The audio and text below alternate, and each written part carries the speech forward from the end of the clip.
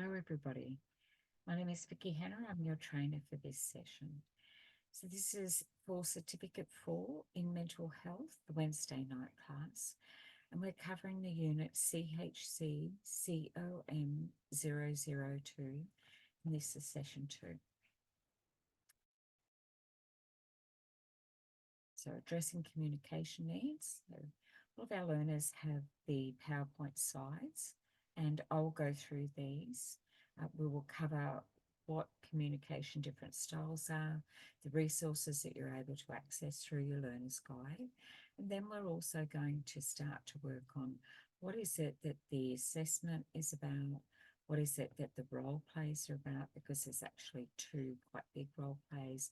One is about you facilitating a meeting with your peers, and you will do that in real time with your assessor. And you will be joined by other learners in that space, and we'll cover that. And then the next role play attached to this unit is about conflict resolution. And it's again another role play done in front of your assessor with a group of learners that we will help you coordinate with that. And that's about being able to de-escalate in a non-violent way when there is a conflict either between our clients or clients and their family, and how we can actually move into that space and take over. So let's jump in and see where we are for tonight. Firstly, I would like to acknowledge, in the spirit of reconciliation, Haida Institute of Education acknowledges the traditional custodians of country throughout Australia and their connections to land, sea and community. We recognise Aboriginal and Torres Strait Islander people as the very first inhabitants of this nation and the traditional custodians of the land on which we work, live and study. We express our gratitude for the sharing of this land, our sorrow for the personal, spiritual and cultural costs of that sharing, and hope that we may move forward together in harmony and in the spirit of healing. We pay our respect to all First Nation people and acknowledge elders past, present and emerging. And I extend that to all of our learners who are joining us in this session tonight. I sit on Tarrabalang Bundaland in Queensland. So a little bit of housekeeping, because this is a recorded session for tonight due to trainer availability. We will go through some of these and they won't have quite the depth of meaning for you. However, it's very important that you take your breaks when you're on camera, and that if ever you've got a recording, that make sure that you have that privacy and confidentiality because you're working from home. How we communicate is with our microphones, of course. There will be no breaks and there will be no breakout rooms in this, but your trainer next week will definitely have that collaborative space and unpack some of those discussions. Our respectful relationships is we are at work and we are colleagues, and we communicate the same as what we would if we were actually working in the sector. Our Zoom etiquette about smoking or vaping on camera, which we don't do, that's an off-camera action. Same as in the workplace, we wouldn't do that at work. Trigger warnings could be a trauma response view. There could be a conversation that comes up tonight around communication that could be unsettling or disturbing for you. And during that, should that happen, to just please pause and then stop that recording, stretch, move away, do something that brings you back into that space, and work on some of your mindfulness and breath work and be supported. Kind to yourself. This is a learning space, and learning is ongoing, and make sure that you take time to get balance as well with your study. This particular unit requires some documentation as well to go with those role plays, both before that needs to be ready, and then during you're capturing data in the role plays around communication and in the meeting. And then of course afterwards, following up, how do I continue that conversation, making sure that I bring all of that information that's been discussed onto my assessment and then passing it on to the relevant people. So an overview is around understanding the communication needs, you to be able to capture information and for others to be able to make informed decisions. How we address problems and communicate barriers. I'm struggling with something or I don't fully understand, when that's us in receipt of that communication. But when we're working with clients, it's if there's something that's not quite gelling for them, then we'll say, well, help me better understand what is happening for you.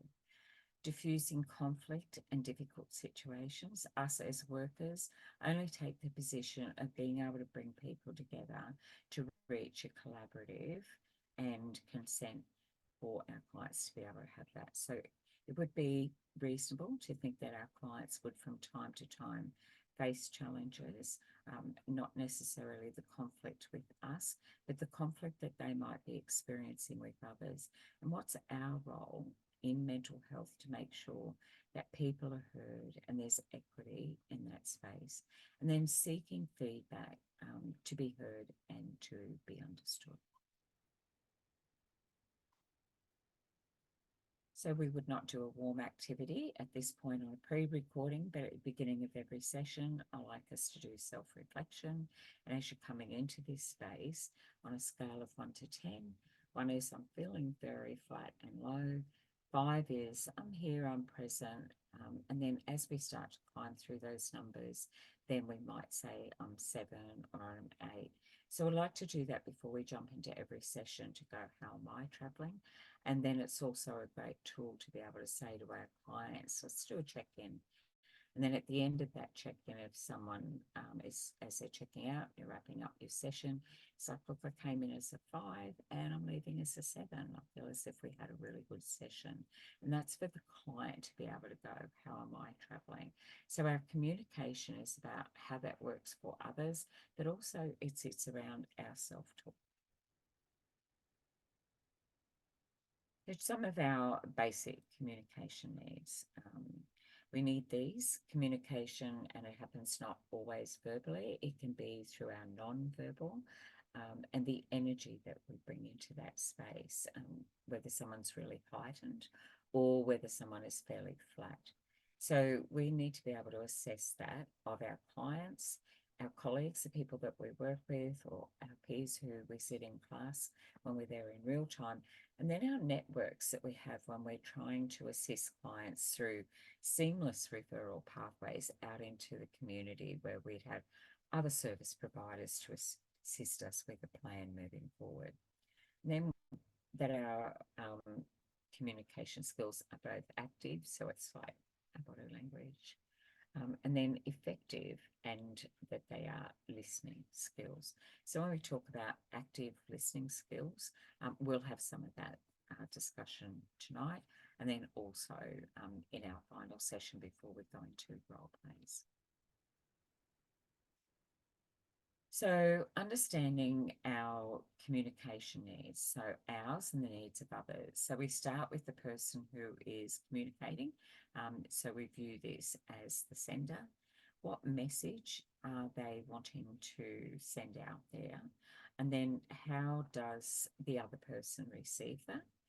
And then we give feedback in that space. Did I understand that? And if we don't understand that, then we may go back to, let's unpack that a little bit more.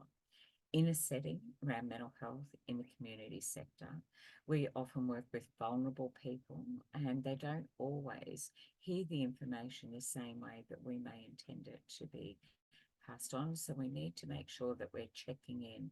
Does that make sense to you? And when we're communicating, we pitch to that person's level of understanding, their capacity to be able to do that. So you and I may have that knowledge. However, it doesn't have the impact. We're not really effectively communicating if the other person didn't hear it and understand, whether we checked that they did understand that, and that when they do, that we actually have consent to go to the next stage. So when we say, I feel like we're going around in circles, that's actually still a form of communication. Often a trauma-affected person will take their communication in circles simply because they identify at times with what happened to them. And part of that trauma or that psychological injury is that it is there on a loop, and they define themselves by their story. So the story then has to go from beginning, middle to end to get some context or make meaning for them. Our body of work in that space will be to help them get to be able to say what it is that they're thinking or perhaps feeling, to be better understood, to get the support that they need. So that's our purpose when we're in communication. So everybody learns differently, everybody hears differently, and then everyone has a different understanding based on their lived experience or their lens and their worldview. So it might mean that we find ourselves like, let's unpack that a little bit more. Has this checking that we actually are understood? Okay, and then we can move forward, feedback, strength-based or for clarification. And we may find ourselves back here again.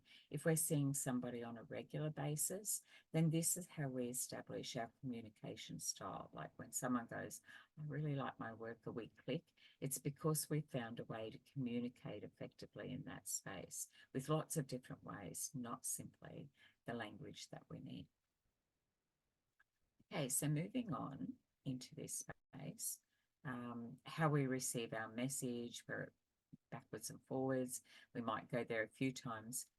We'll pass this video. So let's move forward now. Apologize. So understanding our communication needs, so considering the cycle of communication and understanding it so other people understand us and that we understand them. What is active and effective listening skills? And could you use with your clients to understand and support their communication needs? So what resources, what skills do we need to have to make sure that our clients do understand us? What do we include? Express opinions, ask questions. That's intentional questions because we want to get a little bit more information.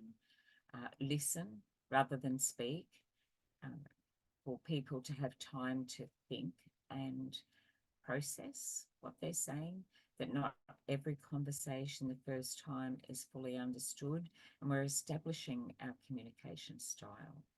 We make sure that you are speaking to the client, even if someone else, such as a parent, might be there. And how we would let our client know that we're doing that is through our eye contact. And then also how we position our body towards that person. So if we're talking directly with the client and we have an interpreter there, it isn't our conversation with the interpreter, and it would be our conversation with our client. If we have an interpreter there, which in one of our sessions is required to consider having an interpreter because one of our scenario clients has English as a second language, and for fairness and equity to be part of that meeting, that conflict resolution, then the interpreter will be present, and having an understanding of what that would be like for our client, that the interpreter is not the most important person.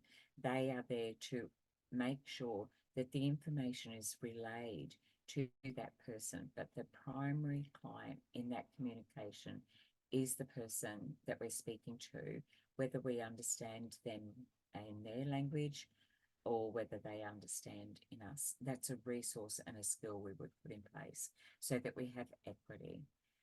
Make sure that we face the client. In some cases, that may be really uncomfortable in the body language and how we communicate that. So it could be side to side. It rarely is at face to face, as in confronting, if that person is quite vulnerable. And that's for us to be able to assess where that person is. We move through to check, did I understand that? And just so that I've got this right, is this what you're meaning when you say that? Yes. And then wait, get confirmation, summarize and give feedback if I understood. So we've covered a lot today. And I think what we've made some good progress in some of those goals and aims that you'd set for yourself. So we're summarizing. So then we'll just say, we've We've talked about what is really important to you and who we need to help you in that. We've discussed that I will do these things. We've discussed that you will do this before we catch up next time. So we're summarising and giving feedback about how we are going. And we check in with our client. And at that point, if the client goes, oh, yes, yes to everything, is that actually consent, or is that someone being compliant and agreeable, or is it a trauma affected person simply fawning and people pleasing because they want to come across as agreeable, even if there's something underneath there that they feel that they really wanted to say, if we don't give them the space and the opportunity to do that. If we're working with the client and they are affected through some mental health issue they're experiencing, or someone who is a person living with a mental illness, when they're accessing services like housing, or say maybe going to the Department of Social Services or Services Australia, it can often feel an imbalance of power in communication. So it's our work in there is to establish that equity and help someone find voice and listen to be understood. Clarify what you've heard. Did I understand that right? Allow time and space to express views. For us, this is where we sit, and this is our skill, our knowledge. We may have had clients today where it's 6 clients, 40 minutes apart, back to back, and file notes, furiously documenting that as we go. But for our client, this might be the first conversation they've had about this, about themselves. And so we need to be fully present and allow them time to think about that. And if it isn't there and it's not forthcoming, it's like, it's a lot to take on today. I think that, let's sit with this and come back to this next time we catch up. How does that sound? Okay, that's great. Is there anything more that I need to do in this space to be able to help you with this today? And then show interest with positive body language. So our body language would be, rather than closed arm cross, having a phone in our hands, fidgeting a lot. So for people who sit in the neurodiverse space, we will usually be moving or having a fidget or something around us, or making notes, or pen clicking. We just need to check in and be mindful of how we communicate, what our style is, and how that may be received by our clients that we're with. So being fully present, but our client may also be someone who communicates in particular ways. However, we need to be able to let them know that we are here, we are present, and we are engaged. And some of our positive body language is to nod, and then make sure that we are fully connected in that moment in a respectful way. So paint a picture. This is for our visual communicators, and we learn differently. So if the person understands the context of what you're communicating, this will make it much easier to understand the meaning. So one thing when we're trying to communicate is that a picture can often mean a similar thing. This is a truck, this is a building, this is a stop sign, this is the emergency department, and there's arrows. There's a lot of ways that we can paint a picture. When you go there and you see that person, that's all our visual language that we may use with somebody. If it's not real for them yet, then we're painting a picture for them. What might that look like to us if it was working well, and then bringing that communication into the same language. And our clients will give us clues around whether they're a visual communicator, because they'll notice things around them, quite observant. The setting that you've got them in, where it's depending on that, it needs to be a warm environment, a suitable environment, a private, confidential environment, but it also needs to be that we pitch ourselves and present ourselves in an appropriate way for that. So when we're at work, some places have uniforms and name badges. They're the sorts of things, oh, I know your name, as well. but we don't always have that when we're working with our clients as well. So addressing the problems and what might be communication barriers, because this is a unit around effective communication. Potential problems, and think that could be a problem coming up. How will I address that? How will I put that thought there and signal that for our clients? Or if it's happening for us in the workplace, where we actually have a breakdown in communication, and it's usually about someone not really understanding where that other person might be coming from. So if we've got an issue in the workplace, we could report it to our supervisor and then follow what those protocols and procedures are if there is conflict in the workplace. The usual practice might be, if you felt comfortable and it was appropriately done respectfully, you might go to the person. They go, oh, something sort of happened the other day and I was in a bit of a rush and I wasn't quite sure that I understood what you meant when you said, you know, the sky is purple. And I just wasn't sure if I heard that. Oh, do you remember that? And they can say, look, oh, yes, I do. It really is purple. Okay, that's not how I saw that. So we're not talking about anything that's really emotive, but we are at a point where we're not actually agreeing on something. But that's a difference, and that could be a different view. However, when we're actually working with clients and we are in that client-centric or person-centric, it's their view and their perspective. If it's in the workplace, then we can have a breakdown in communication simply because we don't fully understand, oh, so when the sun was there and there was a lot of smoke from the nearby area where there were fires that had been, the sky had a purple hue over it. Oh, actually, I understand what you mean. I have seen that before. I didn't notice it the other day when you're talking about it. Yeah, look, I actually have seen that. Or no, I've never really noticed, but I'll look for that next time. No, I didn't see that. So what did somebody see, and how they communicate that is being receptive to it. But if we've got conflict and you're going to argue, look, you are completely wrong. The sky is not purple, and that's not how we talk about it here.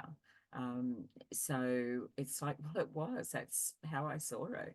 And then if that is going to be a struggle or a barrier for you to be able to move forward when you've got such a huge difference that you're seeing something completely different and you're both really quite firm on what you see is actually correct for you, the way you see things, then you may take that to your line manager. And of course, I'm picking something soft, which doesn't bring up emotions in a really heightened state. But in the workplace, this can actually be really damaging around people's mental health and well-being. And in some states and territories, communication can move into that space where there is conflict, where it can end up being viewed as stress in the workplace, especially if you're rushed and you're really under the pump and you've got tight deadlines. Ineffective communication can actually really bring out quite a negative response or a reaction because we're human and we all experience pressure. That can turn into something if we don't deal with that communication, or if the other party is not interested in reaching some kind of an understanding, a respectful space around that particular topic. It can move into bullying and harassment or a psychological injury in the workplace. And so your line manager or your supervisor would need to know about that. We're not communicating. I don't think we've formed correctly as a team. We're not going to get on well with everybody. And we may not even develop and form friendships in the workspace with everybody. But we do need to have a respectful working communication happening to be able to assist each other in the workplace, to do the role that we've been hired to do, and then to make sure that we are communicating effectively for our clients, who is what we have been employed to be able to do. So it will provide the correct support for the client if we do that work, and information to develop strategies to resolve any communication difficulties. So you'll have policies and procedures to follow. If you're stuck, don't stay stuck. Bounce that around. Like, hey, have you ever found that Fred is always talking about the sky being purple? Oh, look, Fred, yeah, Fred does do that. I don't have that either, but I do know that that's been really helpful for Fred and a lot of Fred's clients. Okay, that's great. And can I leave that alone? Or is that really important for me to correct Fred and have Fred see things the way I see them? And that would be a breakdown in communication, because Fred will view things the way that Fred does view things. If Fred and I are colleagues, then we need to find a way to build a bridge and communicate with each other. If it's a client, then it could definitely be a barrier. And a client will say, I don't get on with that worker. Could I have somebody else to work with? So we need to be able to be in a space where we have those skills. So what are some of the problems and the barriers? Your supervisor definitely needs to know about it. Now, it could be a breach or non-adherence to ethical guidelines, the legal requirements, and the organisational policies. So we are required to conduct ourselves in a professional manner because we have been hired as a professional, or we're there as a volunteer, still following the policies and procedures around that. And then also the standards and the service model of what we are providing in that workplace. So now something like bullying and harassment is viewed as workplace health and safety around a psychological injury if it is a persistent and consistent issue that has not yet been resolved. So your policies, your procedures, and your legal requirements around our opinions and our language about personal opinions have no place in the workplace. So we can have strong opinions about the sky being purple, or about Australia being overpopulated, or about young people should all join the military, or this political party versus that political party. There's a lot of noise out there. And these things brew underneath the surface, or it might be that we don't feel that we are understood or we're getting our message across, and that can bring forward some stress for us in the workspace. So your line manager needs to know, and it's also a legal and ethical requirement for you to report that up if you are struggling. And if you are struggling with something outside of the workplace, some organisations will have programs like an employee assistant program. It doesn't need to necessarily be something's happening to you in the workplace, but it could affect how you're at work. You could have a personal issue that's happening for you at home, and you're under a lot of external pressure, then you can still access that if an organisation provides that. But you can also have your family access that. All of that is private and confidential. And your workplace may say, we have an EAP program.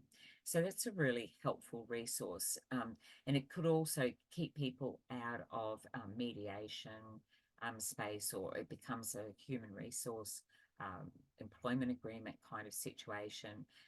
You'll find that if you're in a place that values communication, then they'll make sure that that is a safety that is met for you at work.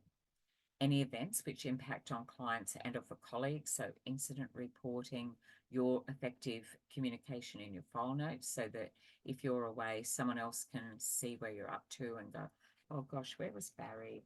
I've got their client. Oh, okay, so Mary's coming in. Okay, all right, I can see where they're up to. That's good. I can see where they've left off. This is what they were going to do. Oh yes, before Mary came back this week. Okay, all right. So I've communicated based on the quality of the information that has been left for me in those file notes. And then any issues which impact on the employer, reputational damage, and then around employees' rights and responsibilities. So this is through our lens. This is through you as a worker. Look, we don't have to get on and be everyone's best friend, but we do need to move forward and be able to carry out the work that we are hired to do. And then to get instructions from an employer, is that a reasonable management request? Addressing problems and communication barriers, we can have factors that contribute constraints as well, barriers based on status. So that's power. Gosh, I don't know if I could go to the CEO. However, a lot of CEOs, it's like my door is always open.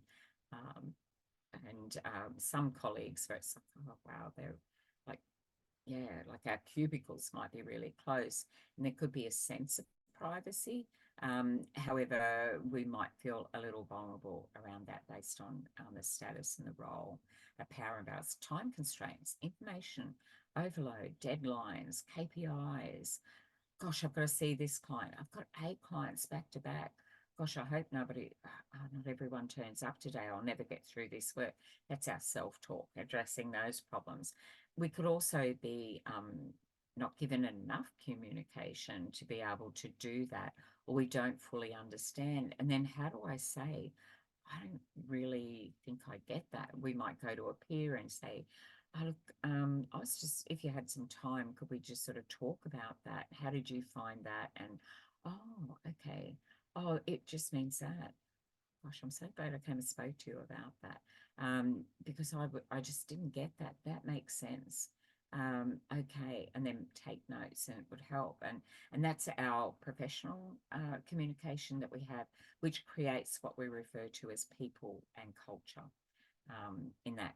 So busy deadlines, KPIs, every organisation that we work for is there to achieve something. A lot of those some things are measured. So if you are meant to see somebody back to back, and you've got 8 clients booked in today, and you're doing file notes, and you've got a caseload of 310 clients that you are looking after at various times, and you might have people who don't show for appointments, and then is there an action step for us as well? That's where we can feel some of that underlying pressure to be really clear on what would be a typical day in the workplace for somebody, and then to take breaks. And how we would know that someone has a bit of a problem is that they're absent from work, or if they have a lot of sick days, or that they're starting to, their body language is like a bit of puffing or panting, or lots of deep. They're the clues, when we're in that space, to be observant about what's happening for ourselves, and then what's happening for others and our clients. And then bias communication, filtering only what you want to speak about, not fully hearing the whole story, because it comes in pieces. If we do that to a trauma-affected client who have to identify themselves by the story, because every part of what happened to them mattered, if we interject, they will go back to the beginning, and there's a loop around that. There's a soothing process about talking about what happened to them. If it's post-traumatic stress disorder, then that is the psychological injury, and how they processed physically and emotionally and psychologically what happened to them, and the impact of that. It still sits with them as an injury. And then talking about that injury doesn't necessarily help them recover. It again will trigger or, reactivate that. It's not always safe to talk about what happened to you. So making sure that it's in a safe environment, and that we are establishing through our communication trust. Addressing problems, so high emotions, that means someone is very hyper, functioning at that heightened, energetic, fast talking, speaking, not necessarily expecting there'd be a lot of listening. If we can't get that place of trust, so that can be a barrier. Confusing, help me understand. I know that I might say something, and they might go, what do you mean by that? That I find really helpful. It means I've got to go back and say it another way. But if someone doesn't feel confident enough to say, I didn't understand a word she said then, but I don't want to seem like I'm stupid or I don't get it, then how do we communicate that? And so how do we receive that when someone says, I'm not sure I understand what you mean. Some people can feel, if their emotions are heightened, if it's it's not said in a way where it lands softly for that person, then it will add to the barrier in how we get our message across. Making assumptions, oh, I've got 3 words and a bit of oh yeah, I know where you're up to. And so we jump in and go, oh, it's this. But the person was like, no, it's not that. Now, depending on how confident they are, if their emotions are really low and flat, they may internalize that and not speak out, or they may be really heightened and then just lots of stuff comes out, and we're trying to sort of find out what is that message in there. Like, it's still a little confusing. And what does our face say when we're trying to understand that, or we're confused? So that's our body language, and we're communicating. So we need to know, first of all, how do I communicate so I can best step into that space for my peers, for when I'm out there in the community, or the networking that we do, how we come across, the strength of those relationships with other stakeholders, how that will help our clients so that we have seamless referral pathways and we can get the wraparound supports that our clients need. But also for us to feel that we're safe and heard, respected, and that our language says respect, I'm listening, I'm going to follow protocols, and I'll pick the appropriate times for that.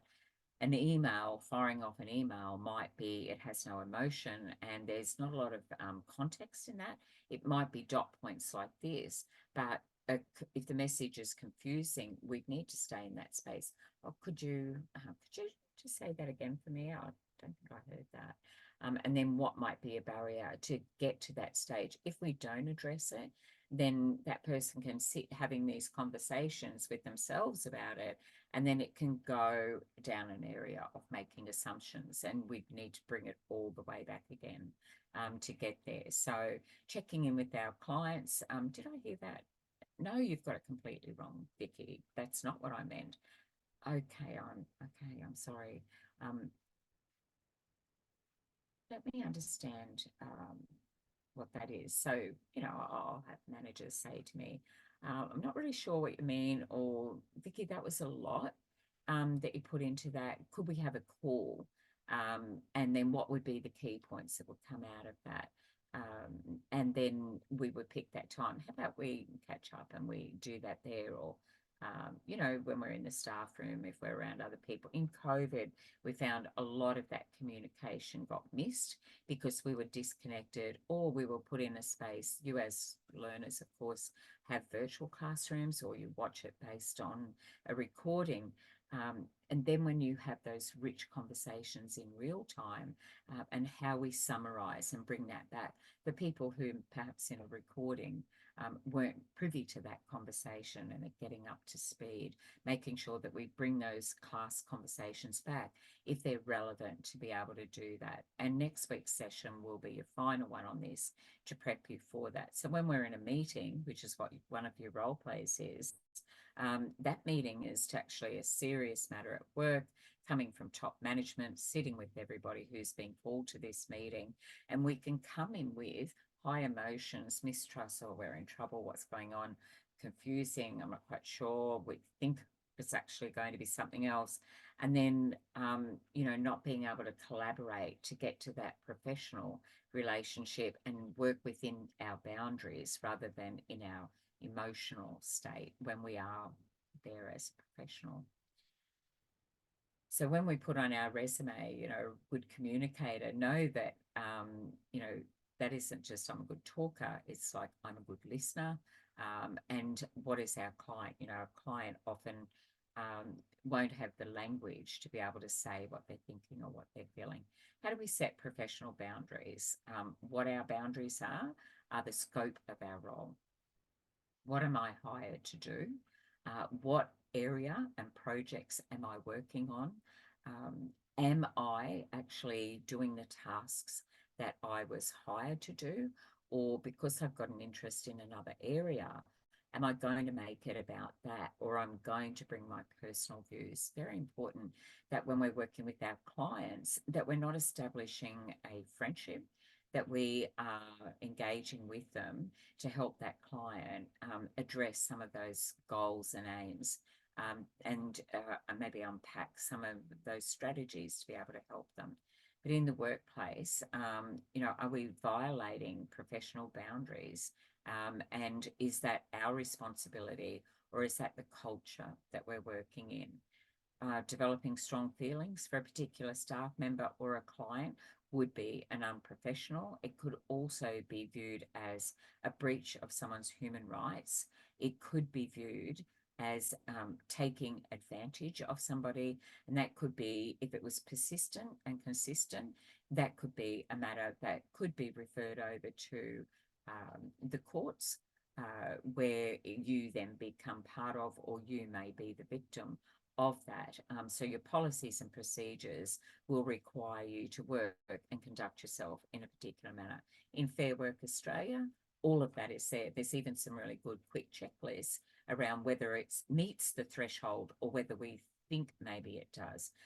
And those employee assistance program, or unpacking something we say, Lifeline 13, 11, 14, it's like, oh, I'm just not getting it. It's not working. I need to either read some more, do some self-reflection, or get maybe someone else's, where do you think I'm going wrong with that? And being really open to receive that. Having very personal conversations with your client. Of course, we can talk about lived experience if it's relevant and helps the client. Of course, we can say, I learn things a particular way, because that is to help me be better understood, and for others in the workplace to better understand me. It doesn't form a big part of being a neurodivergent person, but if we talk about being inclusive and fairness and equity, if I was a wheelchair user and all of the desks weren't at the appropriate height, then we had made reasonable adjustments, and therefore that could be an unsafe thing. But if someone doesn't know and they don't understand, then you will struggle with that feeling because maybe you pushed that down. So help me better understand, and I can make those adjustments for that. But if we talk about that, if you've got a lived experience, then that can be really a great responsibility for a client rather than helping the client. And we don't get to do that because that would be working outside our professional boundaries. So it might be, I found the traffic really hectic too this morning. How did you find it? How are you? That's our meet and greet language. That's not the body of the work that we would do in that space. Our story, our experiences actually aren't relevant with the client, because it could also be heard as like, yes, but you, look at you, you're confident, you're strong, and I'm not. And so all we're doing is creating even a greater gap for our client. We make connection through respect, trust, and finding that common ground around language so that we can help strength-based work with our clients. And we're respectful when we're with our peers. Receiving calls at home from clients to discuss your personal life, dedicated phone for work. Nobody gets your private number. I've never had a client ever come to my home, ever. And that's a protective thing, because my personal life has no place in my workplace. So I wouldn't say, oh, I live in that same suburb too. Can you see all the development happening? Why would I be talking about that? That would be outside those guidelines. My experiences and my contribution in there has no place in the work that we're doing for our clients. That would be a personal relationship, and that might be water cooler chat in the staff room. However, that formula that Fair Work and mediators will all say, a good relationship at work is 95% professional content, improving performance, strategies around to manage that to be performing effectively, and then 5% personal. Hey, did you watch the Broncos beat the Roosters? Yeah, that was a great game. End of conversation. Where we would be there. So it's a little bit of chat, getting to know people, but not at a deeper level. Our clients we do, and that means we have no space in there outside the scope of our role. What are some of the barriers that we have with our clients? Respond positively to all attempts at communication. So for our clients, making sure that no matter what they're saying, that it's like, oh, so that's great progress. that you've been able to do that. That's really good. 6 months ago when you first came here, that seemed too hard, and now you've got that happening positively at all times. Find the strength in that. You're here, and that's the first step, especially around comorbidity when you're working with mental health, drug and alcohol, or mental health and housing, or mental health and financial insecurity and the stresses around that. It can be complex. It can be more than one thing. Provide plenty of time so that even if you are feeling rushed, before you go into that space, make sure that you're fully present for the client, not thinking about, I've got to get that email off at the end of the day. Your client will sense something is going on, even if it is your thoughts and it's your non-verbal. So wherever you are, be there and find the strategies for that, which is often breath work. So support the client to lead the conversation. So tell me how that's been going. I find that if we frame our conversation to include these steps, who, what, how, when, where, and why, and we won't do that, so tell me why, we would come at that as to find out what was happening for you at that time. Now, that's intentional interviewing to, if you're comfortable to talk about that, that's getting consent. And we do that in how we frame our conversations when we're doing casework. But it might be that you're in a program and you're doing gardening or something, or you're just going with somebody and walking through the doors of a mainstream service, which can be very driven with anxiety, that paralyzed, I can't move in, I want to, but I just can't move, and it's building up and it's causing even more anxiety for me. How do we support the client to lead that conversation so we know what's our best work to do in that space? Or why am I talking? So that acronym WAIT is something to think about. Why am I talking? So if our clients are doing 60% of the conversation, we're in their 40 around that meet and greet and the wrap up at the end and prompting, our body language, not always our words. We've had a really good session, and the client is coming up with a lot of those strategies and clear, this is what I'll do. I'll give that a try because you're establishing trust. Helping them find their voice, self-advocacy, and contribute to that in a safe way with you. And do not take control and finish off the conversation for anybody. Just sit there. They may not have been finished talking. And a phrase that we will use in casework could be, get comfortable being uncomfortable. And if there's silence, it's, I should say something here. We can get really nervous, especially when we're practicing this.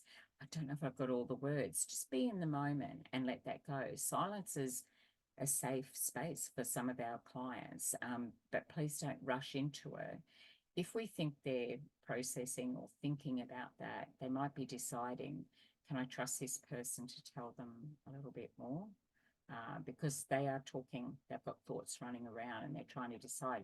If we jump in with something too soon, I won't say that. I really feel like it. Some clients will come in and they'll say, I have 3 questions for you today and I need to make sure that I've got them all. Or before you go, I have one more question. And if we haven't created an environment where there's room for the other person, we've covered a lot today. Was there something more? And if they go, no, it's good, say, look, I just want to mention that, you raised nature and how good that makes you feel. And I wanted to circle back to that. And you'd said that you really miss being part of the community garden that you were working in where you used to live, and some of your contacts. I'd like to maybe talk a little bit more about, I went to a meeting at one of our stakeholders, and they're going to be starting a new program up soon, and there's a few people who share those interests. Would that be something, if I've got some more information, we could talk about next time? So there I am. I've just put in the next place we're going to go, and then I put in some hope, and then I'm giving our client time to think about that. Oh, that'd be great. I think Okay, well, I would do that. I do have this brochure. I haven't got the dates and times, but look, if you want to take that and just have a read over it, it does have their phone number on it. You could reach out if you like. But I'll try and get a bit more information next time we catch up. So now we're working on their individual support plan. We know why we're coming together. We know what those goals are. We know where we're going to head the next time. But if they come in highly distressed next time, the garden program is off the table. Hey, this is more important. You know, what's going on for you? And then try and look up uh, some of the TEDx talks and things like that around communication. There's a great one called The Advice Monster by Bungay. So please, or Bengay, some people pronounce that. Please look up The Advice Monster. I recommend that. And he talks about, like, I've got all these answers to all your problems, and I want to jump in and tell you how we miss that. And it's funny to watch it in those sort of things, but it's a reflective practice for us. It's like it makes us think, oh, how do I come across and how do I communicate best? Avoid distractions. Focus your attention. That can be difficult. I have my fidgets and spinners. I have to really have focus work in that space as well. And the only way to do that is breath work. When I go in, before I speak to someone, make sure I am fully present and I'm there to be engaged and hear everything from my clients. And I try and take that into conversations. I will just say, you know, tell me a little bit more to help me understand, or wow, that's a lot of information. Could we pick this up at another time? And when you're in your meeting, someone might want to get you off track. You need to, in your role play, bring it back on. We're here today for that. And that's a really important conversation. But it might be for another time. And could we catch up after this meeting? I'd like to be able to talk about that. Yeah, that'd be great. But for now, we've come together for this reason. So focus your attention on the person with who you are communicating. It's extremely important. That's part of our standard of practice when we work in this space. And people will be in heightened or flat states, hyper or hypo, and their window of tolerance, where they sit, how they function, the skills they've got may not be filled with a lot of resources or energy or motivation. And we need to be able to help them find that balance, not let the highs get too high or the lows too low. And check for understanding by asking open-ended questions, which would be the who. Who would you go to if you're really struggling with that? That's an open-ended question. Oh, you need to talk to somebody about that. That's closed. That's an instruction. It's a statement. It's a yes or a no response. No, I'm not going to talk to someone. But they may not say that, or they may say that if they're heightened, say, no, I'm not going to talk to them. I'm not talking to them. Or it could be if someone says something to you, like, and it's important, it's bothering them. It's like, oh, they're nice. Yeah, they'd never say anything like that. I think you've got that all wrong. That's not, the sky is definitely purple, you know, like, okay, what's going on there? So we need to make sure that we are really hearing what is it that that person's saying, and then what is that person not saying. That's a really, really important part of our communication. We can only do that if we've got the gaps or we've checked that they have processed that. So the who questions, what was happening for you in that space, the how would you tackle that if, what would that look like if it was actually working better? We will use those open-ended questions to get there and rephrase it, maybe using different words. And we have paraphrasing, but not parroting back or mirroring back for somebody in a safe manner, just to check that we understand. Barriers to communication, conflict in difficult situations, expressing differences of opinions, different expectations in the workplace. It's very clear your employment contract says this is what we require of you. Your position description says this is what you will do, and we will pay you, and we will give you the resources. And your resume or your selection criteria said, I have that knowledge, I have those skills, and the person will go, great, you're hired. Even if you're moving into this sector and you come from retail or you come from banking, and yet for whatever your why is as a worker, why you're here and studying, why do I want to do this work? That's your passion work, or you want to leave a legacy because in the honor of somebody, I want to work in that program because I know how valuable it is and how many gaps there are in the community. But we must work within the guidelines of what we're hired. It isn't us. We work inside that. We can have our own nature, our own personality, but we're here to do a job. We're hired to do that. Even as a volunteer, where no money may change hands, you're still working under the conduct, the employment agreement, the volunteer agreement, the signing off, the positive notice, working with young people, the NDIS worker screening card. All of those have policies and procedures around it.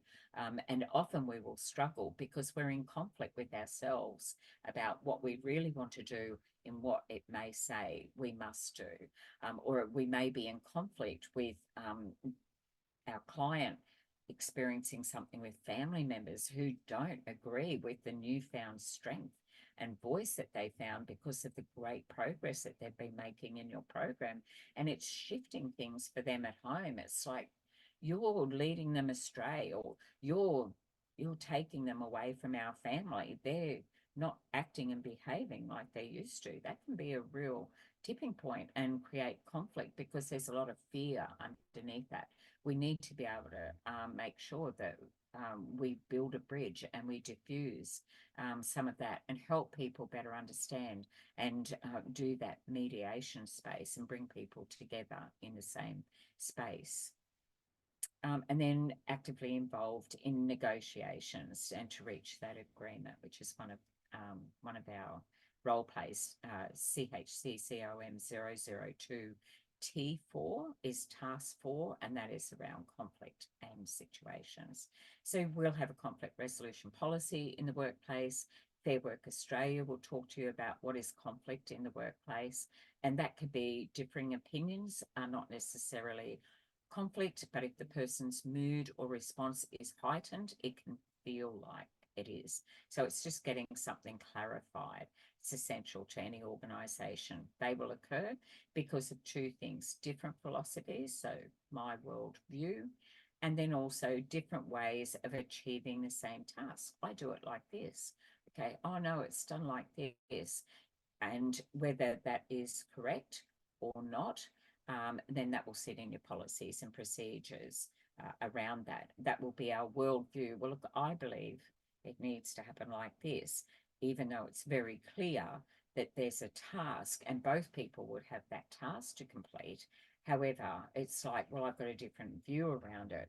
Well, some people will work literally to the letter of a policy and procedure.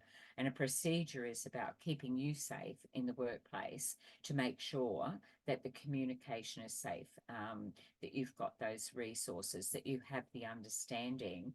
And if an employer is saying to you, look, I hired you to do this job, your resume says you have, your referee said you're amazing, so then it must be something else. So then it'll sit around philosophy rather than your ability. So if someone is stuck in the workplace around it, there's only one of two things, and so it's the same thing. So can't, so that's around task. Yet, I like to put yet. So let me show you how.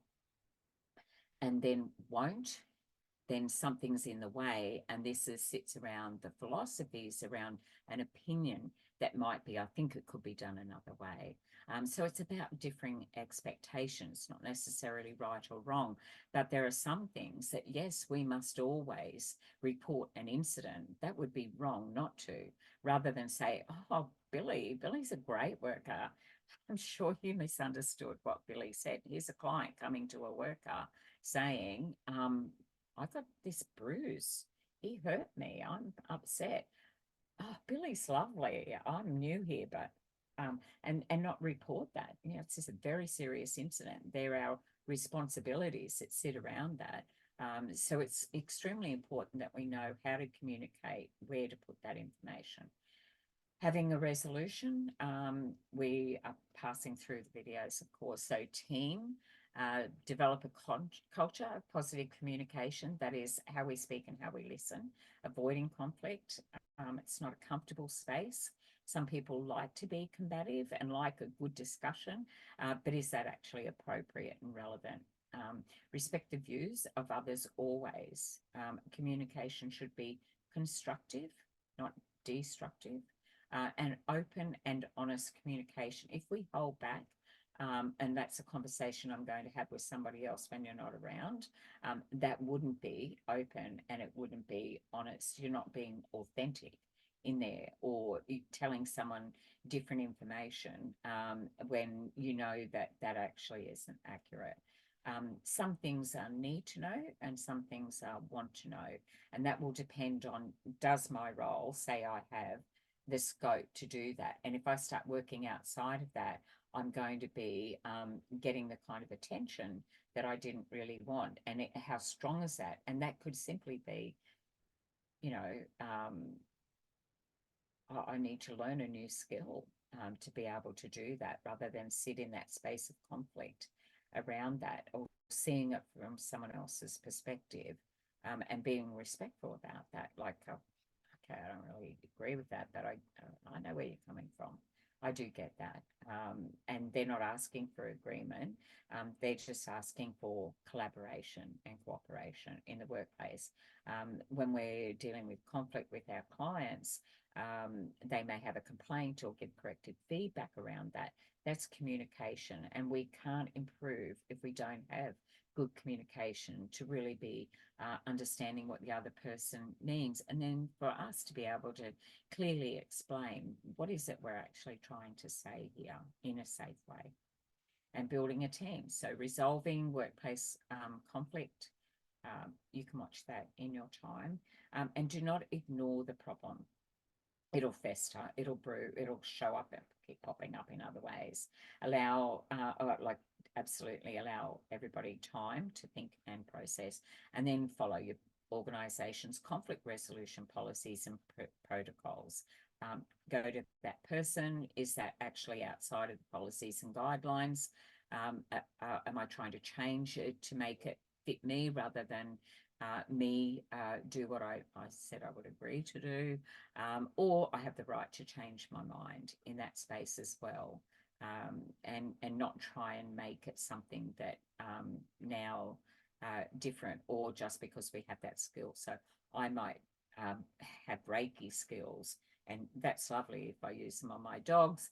However, starting to use Reiki on my clients when there's not a single word about please use alternate methods, and there's a place for Reiki, but it might not be in my position description. So that would be definitely me working out. And if that starts to, like, you're loving it, you feel really good about doing it that way, I'm comfortable in that space, the clients are engaging with me in that, we all love that Reiki session.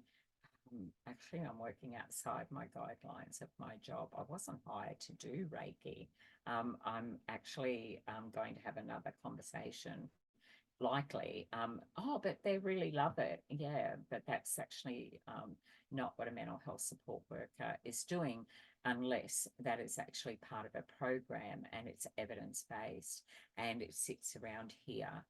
That's for the client to explore. Oh, you've got interest in Reiki. Yeah, I have some too. There's a lot of places around, some of the community centres, and then that's us assisting them connect with their community in a wider space, rather than bring that in. If it's in a facility where you're working and they bring somebody in, it's like, oh, we've got some great programs. I think I saw that coming up next month. I think it's on the notice board when you come in. They update that every morning. Sally at the front, she's got some really great things that are happening. She goes to all those interagency meetings. So make sure you look at that notice board when you come in each time as well. And then out on our website, we've got our what's happening this month. We'll put it up there for you. So what are our strategies, when we hit that point where we're butting heads or we're going off in different directions? How can we move forward together at the pace for our clients and ourselves? And what are some procedures to resolve that? Report it to your supervisor. It's an incident. It's something.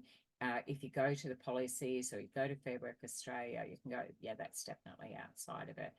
Oh, yeah, that's an incident. Report. Maintain professional relationships. How do we resolve it? Through communication. That's why this unit is so important. Clarify it, help me better understand. So you're saying, okay, what's that like for you when it is?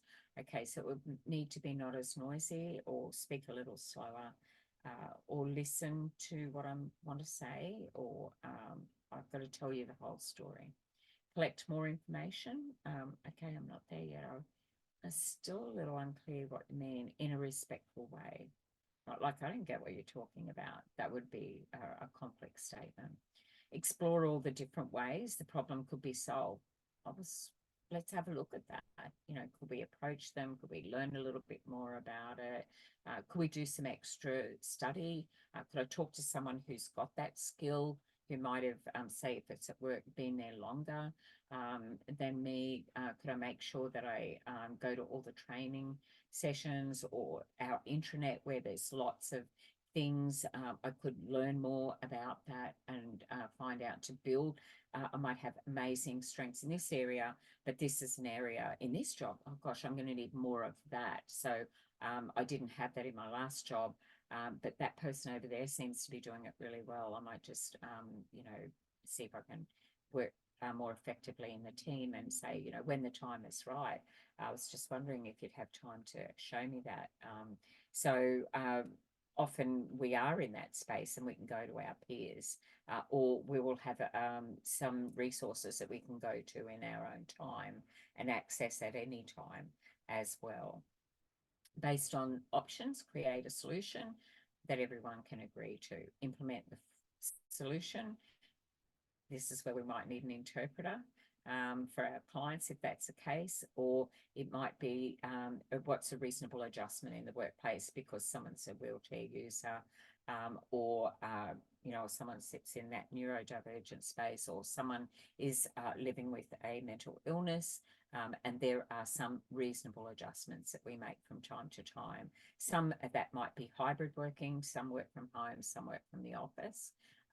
As well. So there's a big shift around that changing workspace for us. But you might be in a role where it's always client-facing, frontline.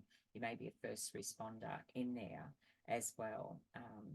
Make sure that we have like reasonable timelines for us to be able to circle back to that conversation rather than back up the truck and unload everything. And it's like, whoa, that's a lot. Like my boss will say to me, you said a lot, now let's summarize it. And then that helps me go back and just have those key points around it as well, which I actually quite like being told that. I'm comfortable with it because that respect for communication and trust is there. I know why I'm there. I know what they want me to do while I'm there.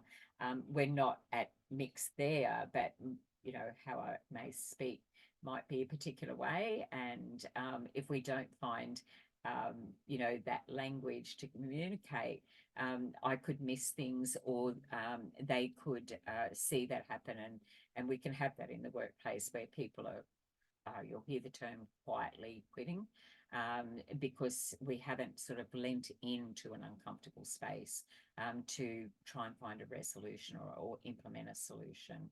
And it could go into mediation, which can be quite formal process in the workspace. Fair Work Australia will help you with that. Mediation skills could include like guiding all parties. So there's a qualified mediator in that space, or it could be a meeting where you try and establish a meeting of the minds. First, everyone agree to be, this is how we'll run this meeting respectfully, even if it is a sensitive area, and bring people back to that. spend time debriefing staff during and after the process if there was an incident. Very important. And how are we going to do that in the workspace, and be sensitive to people's emotions and well-being. So it's like, how did that go for you is a debriefing statement. Okay, so do you think there's more work? Okay, let's document that. Mediation is actually a formal process, but it's also quite emotional. It's meant to be, we're coming in there with the view that we will resolve it. And there's that expression from the Seven Habits, Franklin Covey, seven steps around it. But one of those is think win-win. That doesn't mean it will be, but at least think a win for them and a win for me, not someone's right and someone's wrong. That would be the right mindset to head into, or seek first to understand. And if you come at it from that angle, help me better understand for yourself, for your colleagues, and also for our clients, then we'll have that space in the middle where we get that great work done. And being sensitive, that seems hard. Like, I want to understand that for you. Why is that hard? Seeking feedback and being ready to accept it, identifying and voicing improvements. You promote effective changes in communication practices.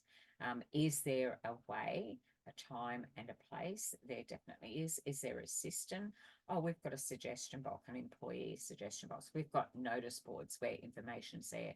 We've actually got a space where we store a lot of those resources. When you did your onboarding, you can go back to all of those policies and procedures and the practices. And it's like, oh, I want to, yeah, gosh, I could have gone back in there. It's like, well, start there. And then if there's something still missing, we can pick that up. We can start doing some of that work if you like. I can put you with somebody who has that skill. That's moving towards a solution for our clients, for our colleagues, and for our external stakeholders. Why do we need feedback? Sharing information strategies. Like, I've tried this and this has worked really well. I've tried this and I'm really stuck with the client. Oh gosh, yeah, okay, that can be really hard. I found that. Oh gosh, I didn't know we had that. Yeah, we do. Uh, where would I find that? Oh, it's in the staff files in our drive, staff only, where we log in first access. There's a lot of forms in there, a lot of policies and procedures in there about our protocols. Oh, okay. Oh gosh, I haven't been in there for ages. Oh, I'll jump into that space. So, and then encouraging new ideas. We do that to get growth mindset. But when do we do that? Rather than, is it taking us towards better services for our clients and a safer workplace environment? Or is it taking us away from our role and we're spending time in a space where we're more comfortable and we like that? However, we're actually not getting that other work done. So someone's got optics on that. It's like that. Or the client's going, I went in there and I thought I was going to do that, and it's nothing like what I thought. So we're not meeting the needs of somebody, and then resolving those conflict between the people who are all involved, and then addressing those barriers to overcome them. And it might stay as a barrier, but it would be reduced in size. I can work with that. It's just a bit of a speed bump every time I go over. It's telling me to go a little slower when I head into that space. So improve work practice policies and procedures. There's a process twice a year where policies are reviewed. There's a space where we put that information that's this, or there's an error in that document. I don't think it's been reviewed for a while. It doesn't meet the legislation now. There's change, like in Queensland, workplace health and safety changed in October 2023. Does that policy, workplace health and safety, now include psychological safety? And then how will people know what that looks like? How will people know, well, that's inappropriate, so that's an incident report, if we haven't updated our policies and procedures? So if we're unsure, the answer is usually there. But if it isn't complete, then it's like, oh, I need to put that in that place where I've got feedback. How do I do that? And who's the right person to go to? improve services to clients in need of your support services, and building and maintaining trust in our work that we do with them, and negotiating for optimal work outcomes. Some things are deal breakers. No, we're funded for that. It's very clear.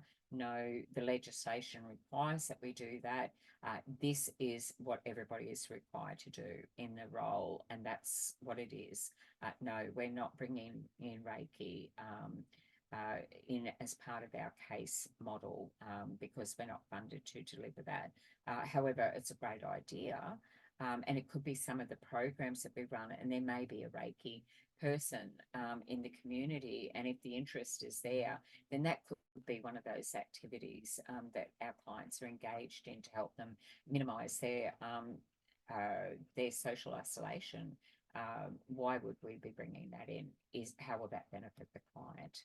And how will that strengthen the workplace, and how will that impact on the reputational damage around the organisation, because the staff are just off doing different weird things. I've come in for this, but now I'm getting that. That's actually not what I thought it would be. Doing reports, making sure they're accurate, done in a way and timely. Ongoing monitoring of tasks, we will do that in certain meetings. Surveys and questionnaires for our clients and ourselves. We do weekly reports or quarterly reports or monthly. Assessing, observing, measuring things that are happening around us, and then checklists around safety. Yep, check. Getting feedback like, oh, this is where we're aiming for. However, this is where I'm sitting. And then how do we work with that? Supervisors, co-workers and clients. Understanding the need for good communication, addressing problems, communication barriers. There's formal and informal. Diffusing conflict in difficult situations. If you shy away from having those hard conversations, it will be really difficult for you. And there is some stress if we may internalize. Most of the times you'll go fine, but if you're feeling fatigued or you've got something else going on, last Wednesday that conversation may not have bothered you, but today that would be, okay, I'm at my limit. I need to step away. I need to take a breath. I need to come at this from another angle. When we're working with ourselves and seeking feedback, I just want some feedback around how I'm going, and then that opens an opportunity to hear what is being said. So in this particular communication, we're just bringing us back to this space here. I want you to watch the videos in your own time. They're going to come through to you as an extra YouTube link.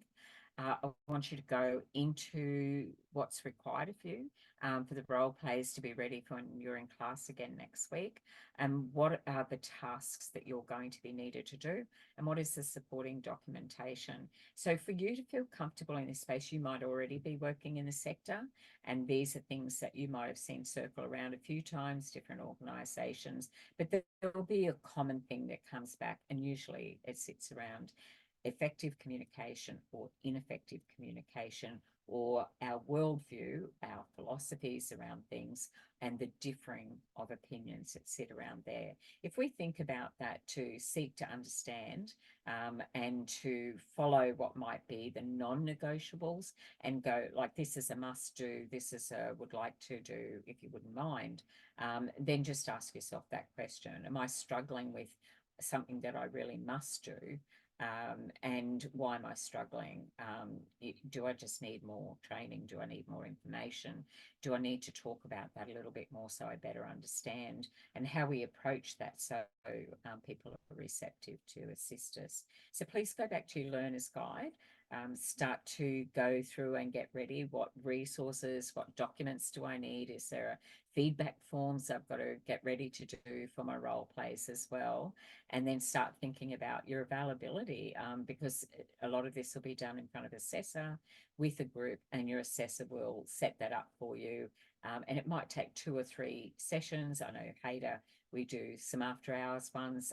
We even do schedule some Saturday ones to do that outside of the weekday if you're really busy. So just please put in that request, discuss that through Calendly. You can talk to any trainer, any operational day. May not be your trainer, but that trainer can assist you with a task.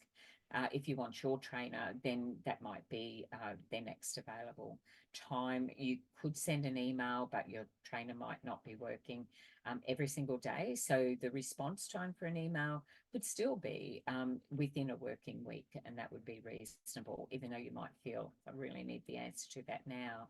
Then take a trainer in that Calendly space and just say, I'm doing Cert IV in mental health. We're doing CHCCOM002. I'm getting ready for the role play. Look, I don't quite understand what they mean by the minutes of the meeting or an agenda. I thought an agenda was since someone came in and had their own kind of thing they wanted to run with, and they'll give you some context, what they're looking for here, what they mean with that. Or I've had a first attempt and it didn't work. I was just wondering what I might get wrong, and the feedback didn't really make sense. I was just hoping you could, and that person in that call will go to your page and get that feedback and go, oh, I see where you are. What they're looking for here is this. And then in communication, then just be really clear.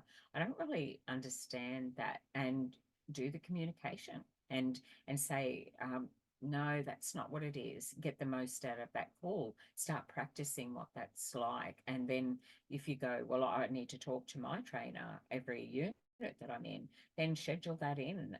You do a new unit in a month. Every month or every 3 weeks, I'm going to make sure I'm in that Calendly schedule. I want to make sure I've got a 30-minute one-on-one with my trainer, or I can get a 30-minute with a trainer at ADA. And know that a lot of trainers, I can jump in here because I have this qualification, but I might be delivering a different qualification, which I do 3 nights a week. But this unit, it's a core unit, and every one of those AOD, mental health, community services and youth work, we all do this exact same unit. It's a foundation skill for us in the workplace, and communication will be across everything that we do with our clients, with our employer, and with our peers as well. So I hope you were comfortable in this session, that you've been able to get what you need out of it, and an understanding you have the resource to be able to go forward with. Please go over the material so you're ready and prepared and feeling confident when you step into that space. And if not, please reach out to HADA, to our LSO team, or go into that booking system. But if it says 4 or 5 weeks for your trainer, that will be just their roster, but it won't be 4 or 5 weeks before you can speak to a trainer. And I encourage you, if there is a timeline that you need that support, then just please jump into that space with that person. HADA is there for you with lots of trainers in that space Monday through to Friday. Okay, I'll sign off and I will stop recording, and thank you.